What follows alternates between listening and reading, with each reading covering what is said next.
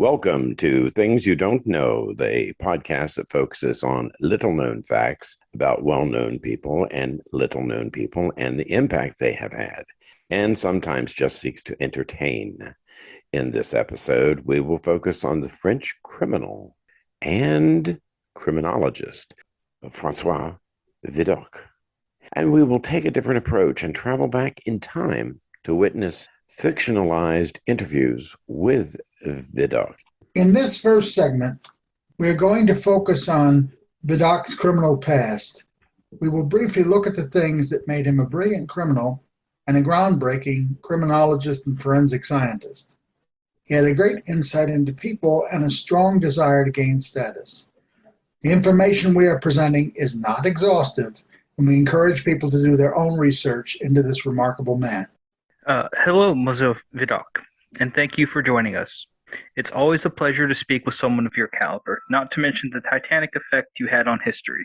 No, thank you. The pleasure, it is all mine. So we know that your father was a baker and corn dealer, and that you were born July 23rd, 1775. Actuellement, I was born around midnight. So it may have been the 23rd or the 24th. I understand you started stealing at an early age? Mais oui. I wanted to impress my friend, Poyant. So I took money from my father's bakery and bought wine, coffee, and liqueurs. It was also during this time that you were learning fencing from hanging out in the armories and fencing halls while doing deliveries for your father. I heard you made quite a name for yourself. Oui, I was called Vautrin, which in English is a wild pig, boar, boar. Unfortunately, during fencing practice, one of my instructors was cut and caught a fever. He had some bad things. They looked very bad cuts. And he eventually died from that. I was sorry, but I think perhaps he was just not a strong man. When were you first arrested? I was 13. And my friend Poyant and I came up with a scheme to sell my family's china and silverware.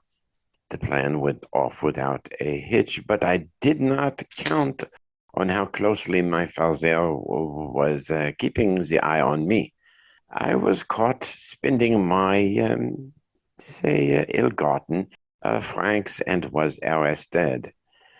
I later found out from a guard that the arrest had been requested by my father to teach me a lesson.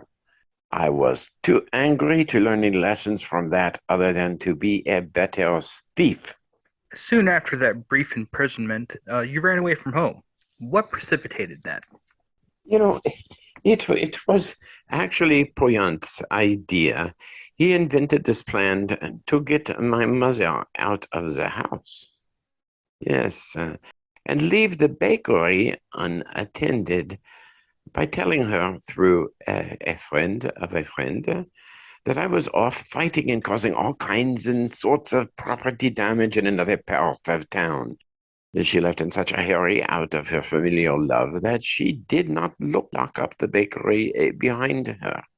We snuck in, and using a crowbar, supplied by my friend Poyant, broke open the till and stole about, 2,000 francs. We split the loot between us and went our separate ways. I, for one, fled to Dunkirk, hoping to find passage to America and its unexplored borders. But that did not go as you planned, did it? Vraiment.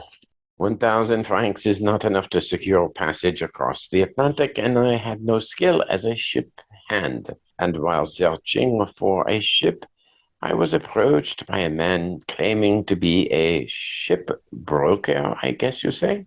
The supposed gentleman assured me that he could find me passage for almost nothing, but that he would be unable to do so until the first flight the following day. He invited me to dine with him at an inn in Blankenburg, and as a gentleman, I could hardly refuse. Besides, I was hungry. It was a trap, baited with pretty women, delicious food, and fine drink. I awoke the next morning amidst a pile of ship's rope, my head aching, my clothes all but gone, and not a penny to my person. Are you saying they took advantage of you? These disreputable nymphs clearly enjoyed my sexual prowess, so much that they could not even bear parting from my clothing. I learned from this not to trust a fine bosom and winning smile without, of course, depriving them or myself of the obvious pleasures available. So, how did you handle yourself after that? How did you go from being destitute to becoming self sufficient? I joined a group of traveling performers. I started as a stable boy, I think you say, and my task was largely to clean up after the animals. How I hated the monkey. The troops master beat me mercilessly, but he also gave me some training with his acrobat. I learned many tumbles and leaps and became quite flexible.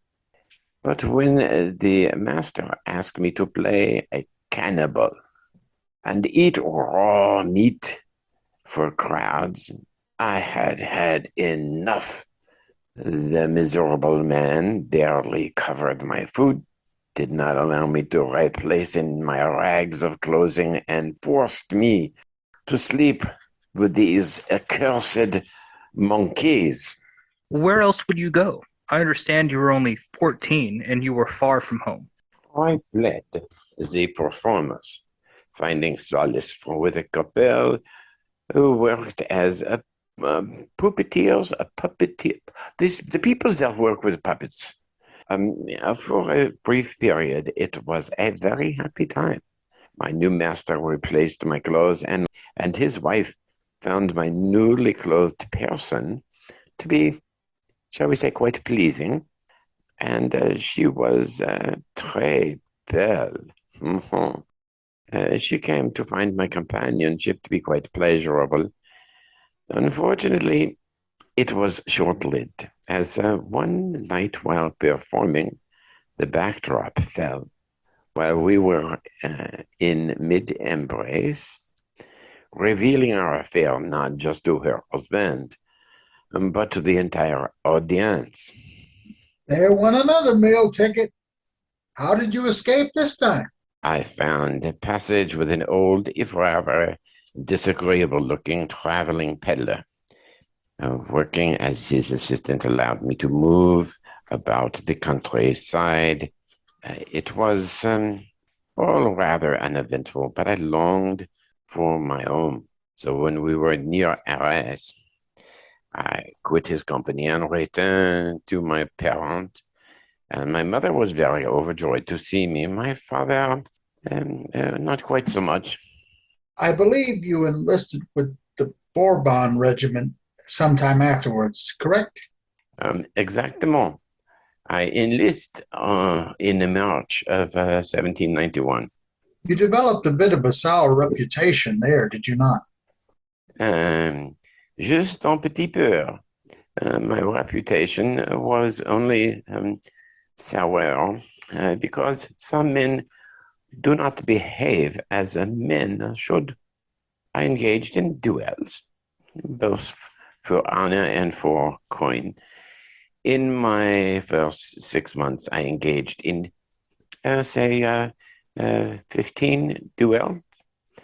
And twice my opponents died, having failed to protect themselves appropriately. Surely you received some reprisal for these killings. I only spent 2 weeks imprisoned for these deaths. No great consequence. But there's more to that, isn't there? N'est-ce pas? Oui.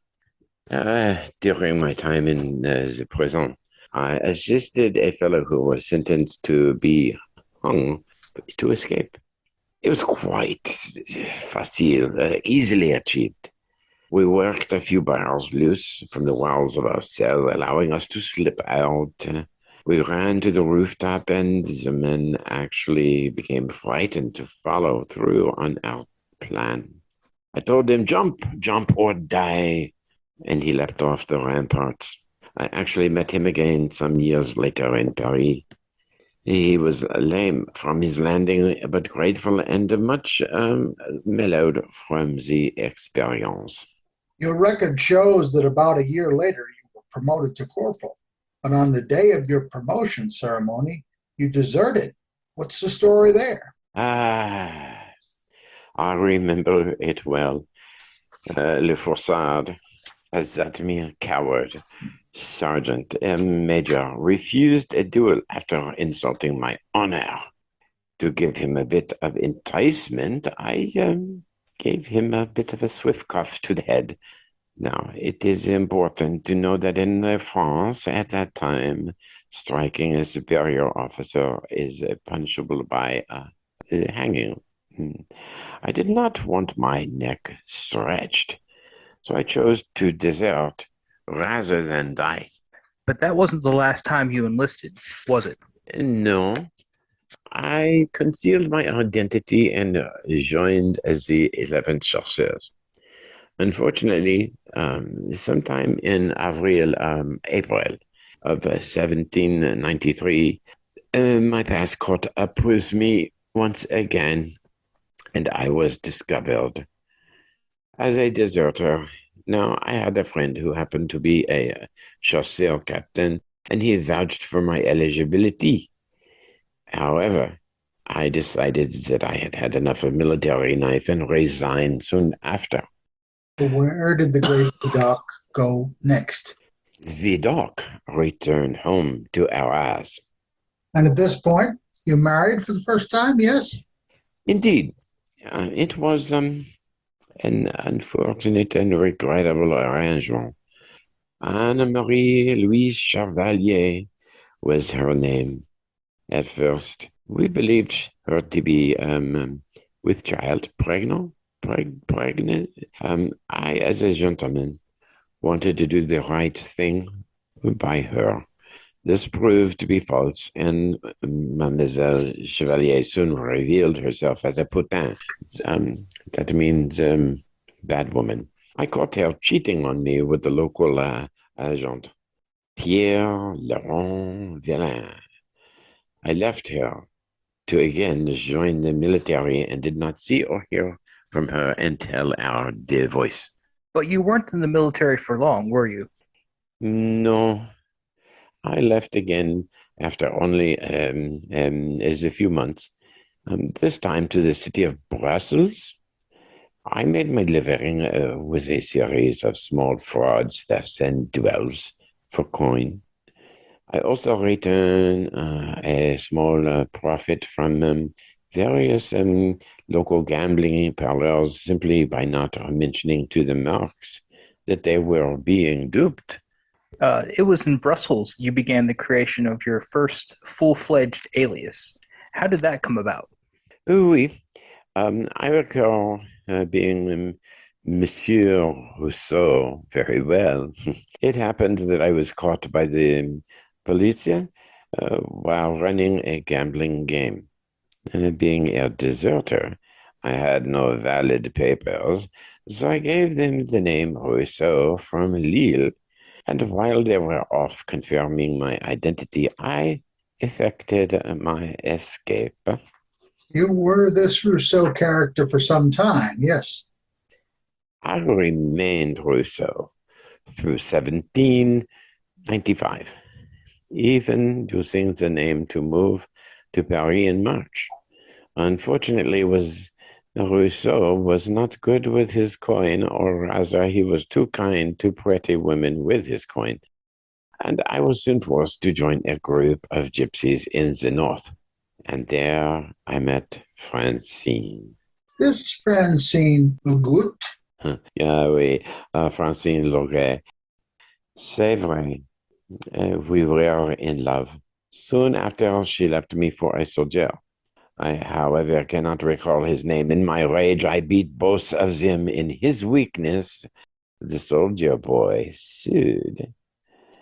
I was sentenced to the 3 months in prison. Francine tired of her little toy and helped me to escape several times.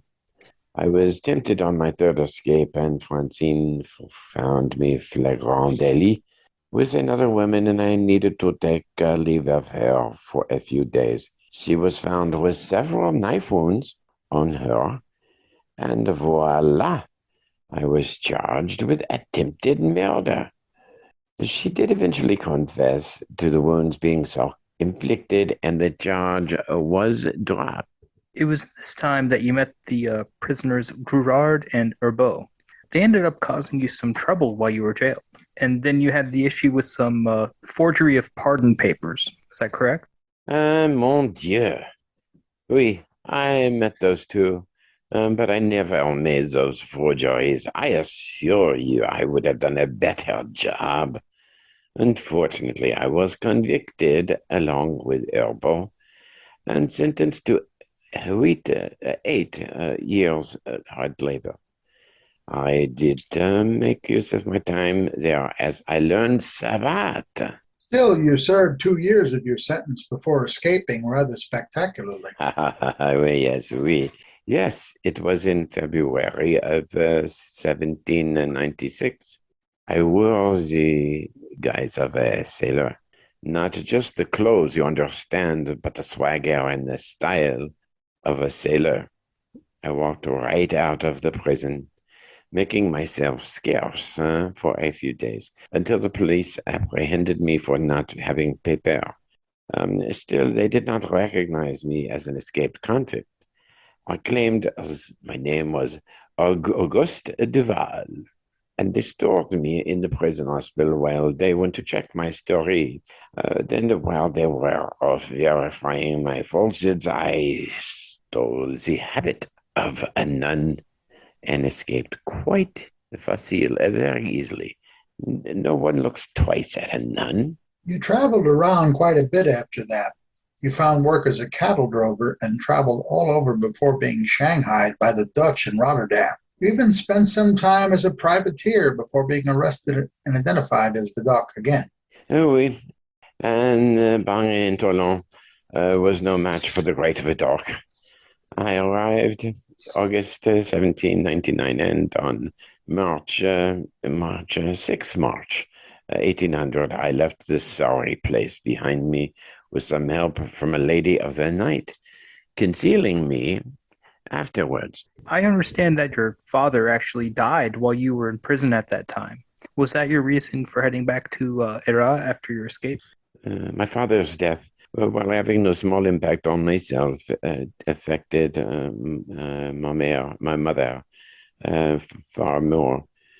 I went to her side to support her after my escape. How could you support her? I believe you weren't in Iraq for very long before fleeing again. Vidocq does not flee. He simply finds greener pastures. I assumed the identity of an Austrian and found myself a kind and loving widow. To keep me company, you understand, even moving with her to Rouen in 1802. I used this time as an opportunity to become a legitimate businessman. I even used my standing to invite my mother to live with us.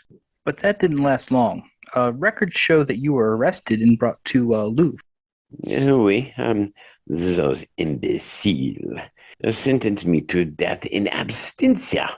I managed to get the help of the local procureur general and a gentleman named Ranson, who assisted me in filing an appeal. I spent 5 months in that hole, waiting for a retrial. During my wait, I was delivered my divorce from Louis Chevalier. So my time was not completely wasted, but I was done with waiting. In late November of 1805, I was left unattended for a moment. I seized my chance, jumping out the open window and into the Scarpe River. After your daring escape, you headed back to Paris again. Why head there? In a large city like Paris, I stood a chance of blending in, although a man like me can never stay hidden for long. I believe the next few years were rather difficult for you, however. Your return to Paris was marked by the execution of your former inmate, Caesar Urbeau. Yes, these times were difficult. I must confess that seeing an old acquaintance, even one I did not necessarily like, such as Urbeau, falling prey to this guillotine, was not something I took any pleasure in. It is a gruesome thing. I decided that the risk of a life of crime was too great and made every effort to become an upstanding citizen. But even that proved difficult, didn't it? Oui, over and over. No matter where in Paris I moved, I was recognized by ghosts from the past. I had my mother and a woman named Annette living with me, so my responsibility to them were clear. I did everything I could to be an honest merchant, but between my putain ex-wife blackmailing me and criminals forcing me to be their fence, I was destined for no small trouble. This is the end of part 1. Please join us for part 2, where we examine Vidocq's life on the police force and his many contributions to criminology, such as ballistics, record keeping, plaster of Paris molds of footprints, and many more.